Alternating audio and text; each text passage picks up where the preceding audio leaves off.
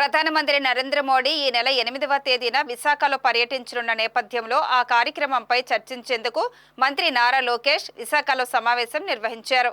ఈ సమావేశంలో రాష్ట్ర మంత్రులు కింజరాపు అచ్చెన్నాయుడు, వంగలపూడి అనిత, గుమ్మడి సంధ్యారాణి, కొండపల్లి శ్రీనివాస్, కొల్లు రవీంద్ర, ప్రభుత్వ విప్పులు గణబాబు, వేపాడ చిరంజీవిరావు, స్థానిక ఎమ్మెల్యేలు అనకాపల్లి, శ్రీకాకుళం, విజయనగరం, మన్యం, అల్లూరి జిల్లాల ఎమ్మెల్యేలు, విశాఖపట్నం జిల్లా collector MN Harindra Prasad, CP Shankhabrata Bagchi, JC, GVMC commissioner తదితరులు పాల్గొన్నారు.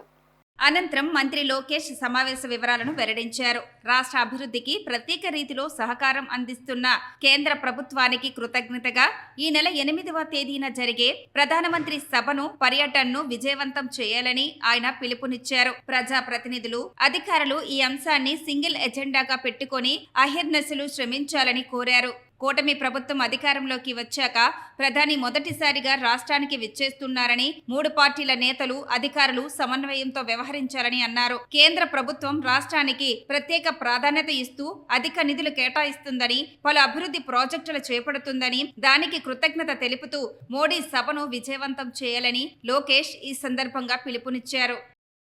ఈరోజు ఉత్తరాంధ్ర ప్రజాప్రతినిధులతో సమావేశం ఏర్పాటు చేసుకున్నాం. ప్రధానంగా 8వ తారీఖు నాడు ప్రధానమంత్రి గారు ఆంధ్ర రాష్ట్రానికి వస్తడం జరుగుతుంది. దాంట్లో భాగంగా సుమారు 1 కిలోమీటర్ రోడ్ షో ఉంది. దాని తర్వాత అనేక అభివృద్ధి కార్యక్రమాలకి ప్రధానమంత్రి గారు శంకుస్థాపన కూడా వేస్తడం జరుగుతుంది. 2014 నుంచి ఎన్డీఏ ప్రభుత్వం నినాదం ఒకే రాష్ట్రం, ఒకే రాజధాని, కానీ అభివృద్ధి వికేంద్రీకరణ. దాంట్లో భాగంగా దాదాపు 5 కార్యక్రమాలు ఆనాడు శ్రీకారం చుడుతున్నాం. మొదటిది నక్కపల్లిలో బల్క్ డ్రగ్ పార్క్ కోసం శంకుస్థాపన చేస్తున్నాం. ఇంకో పక్కన ఎన్టీపీసీ గ్రీన్ ఎనర్జీ దాదాపు 70,000 కోట్ల పెట్టుబడితో ఉత్తరాంధ్రలో ఆ ప్లాంట్ రాబోతుంది.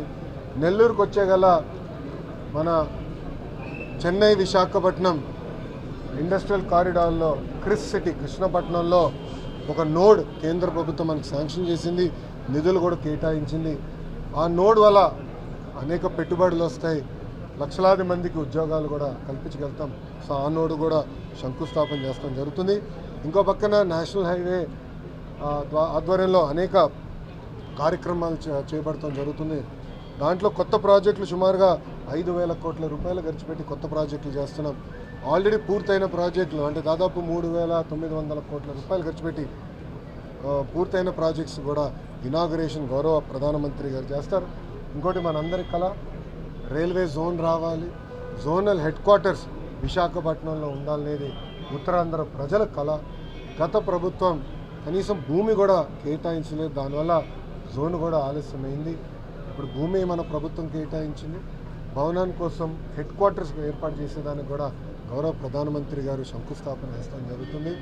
ఇంతేకాకుండా పలు కార్యక్రమాలు రైల్వే సంబంధించిన అనేక అభివృద్ధి కార్యక్రమాలు కూడా గౌరవ ప్రధానమంత్రి గారు శంకుస్థాపన వేస్తాం జరుగుతుంది.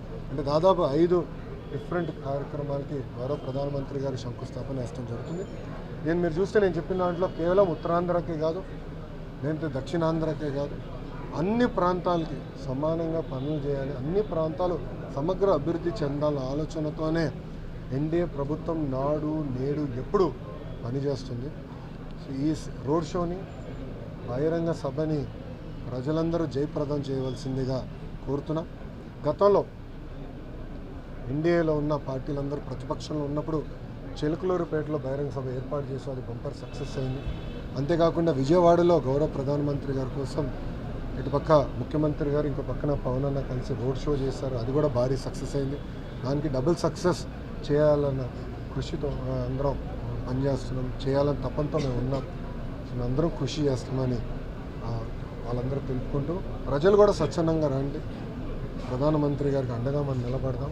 ఎందుకంటే గత బడ్జెట్లో కూడా ఆంధ్ర రాష్ట్రానికి ప్రత్యేక కేటాయింపు ఎన్డీఏ ప్రభుత్వం చేసింది. ముందు ఇంకా చాలా మనం కూడా అనేక కార్యక్రమాలు చేసుకోవాల్సిన అవసరం ఉంది. దారి తప్పిన రాష్ట్రాన్ని సరైన దారిలో పెట్టాల్సిన బాధ్యత మనందరిపైన ఉంది. ఇప్పటికీ చాలా అప్పుల పాలైపోయాం. గత ప్రభుత్వం చేసిన అప్పులు వడ్డీ కట్టేదానికే చాలా ఇబ్బందులు ఎదుర్కొంటున్నాం. కేంద్ర ప్రభుత్వం సహకారం చాలా అవసరం. పెద్దలు అన్నట్టు పోలవరం కోసం ఇప్పుడు 2,000 కోట్ల రూపాయలు నిధులు ఇస్తాం జరిగింది. కేటాయింపులు కాదు, డైరెక్ట్ శాంక్షన్ చేస్తారు, అకౌంట్కి వచ్చినాయి. నిర్వాసితులకి దాదాపు 900 కోట్ల రూపాయలు వాళ్ళ బ్యాంక్ అకౌంట్లో నిన్న ఎన్డీఏ ప్రభుత్వం కూడా వేస్తాం జరిగింది. సో దారి తప్పిన రాష్ట్రాన్ని మళ్ళీ సరైన దారిలో పెట్టే క్రమంలో కేంద్ర ప్రభుత్వ సహకారం చాలా చాలా అవసరం. ఇప్పటికీ చాలా అందించారు, ముందు కూడా అందిస్తారు. అందుకే ప్రజలందరూ కూడా స్వచ్ఛందంగా వచ్చి ఈ కార్యక్రమాన్ని జయప్రదం చేయవలసిందిగా ప్రజలందరూ కూడా నేను కోరుతున్నాను. ఇప్పుడు మీడియా మిత్రులుగా ఉన్న ప్రశ్న ఉంటే దానికి సమాధానం. ఎన్ని ఉద్యోగాలు వస్తాయని అంచనా సార్? ఇప్పుడు ఏదైతే పెట్టుబడులు వస్తున్నాయో దీని ద్వారా ఎంతమందికి ఉపాధి పొందుతారు? దాదాపు 1,00,000 మందికి ఉద్యోగాలు ఉపాధి కల్పించడానికి అవకాశం ఉంది. సార్ రోడ్ షో ఎక్కడి నుంచి ఎక్కడి వరకు ఉంటుంది సార్? దాదాపు మనకి అది ఏజెన్సీ 1 కిలోమీటర్ ఉంటుంది. దత్ ఐలాండ్ దగ్గర నుంచి వెంకటాద్రి నుంచి ఆంధ్ర యూనివర్సిటీ వరకు 900 మీటర్లు, రఫ్లీ 1 కిలోమీటర్ రోడ్స్ ఉంటుంది. ఆంధ్ర యూనివర్సిటీలో బ్యాలెన్స్. మా ఆర్థిక ఇబ్బందులు ఉన్న విషయం వాస్తవం. దానికి రాష్ట్ర ప్రభుత్వం, కేంద్ర ప్రభుత్వం అనేక మా కార్యక్రమాలు చేస్తుంది. ఇది రెగ్యులరైజ్ చేయాలని తప్పంతో మేము పనిచేస్తున్నాం. రాష్ట్ర ప్రభుత్వం నుంచి కూడా కొన్ని మినహాయింపులు కంటే అవి కూడా చేశాము. ప్రైవేటీకరణ జరగదని 100 సార్లు నేను చెప్పాను. మళ్ళీ డౌట్ ఎందుకు ఉంది మీకు? ఆ డౌట్ ఎందుకు ఉంది? ఎందుకు తప్పుడు ప్రచారం మీరు నమ్ముతున్నారు? మంత్రి గారు వచ్చి చెప్పారు, ముఖ్యమంత్రి గారు చెప్పారు, ఉప ముఖ్యమంత్రి గారు చెప్పారు, మంత్రులు మేమందరం చెప్పాను. నేను విశాఖపట్నం అనేక సార్లు వచ్చా. గత 6 నెలల కనీసం 4-5 సార్లు వచ్చి ఉంటా విశాఖపట్నం. నేను చాలా క్లారిటీగా చెప్పాను. మళ్ళీ డౌట్ ఎందుకు అంటే ప్రజలు కూడా ఈ దుష్ప్రచారం నమ్మకూడదు. ఫేక్ వాళ్ళు ఉంటారబ్బా, వాళ్ళకేం పనిపాటు ఉండదు. పూర్తిగా ఫేక్ న్యూస్ చేస్తారు.